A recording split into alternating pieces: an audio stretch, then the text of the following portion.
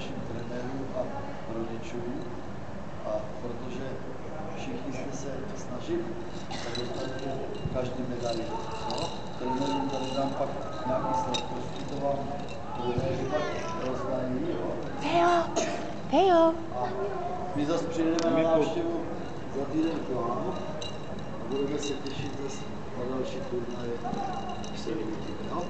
Přeju vám pěknou cestu domů a budu se těšit zase na další turnaje. Zatleskáme.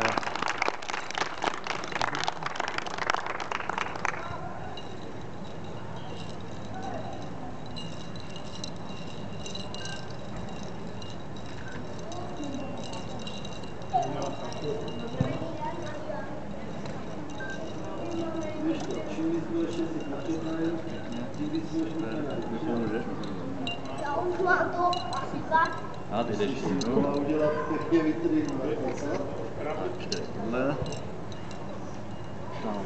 Ty neděkuješ, Janko. Jo, parádné. Tak jo, kluci, mějte se pěkně. Mějte se pěkně a ahoj. No je nejlepší, čau. Pořádně, to bylo. Čau, čau.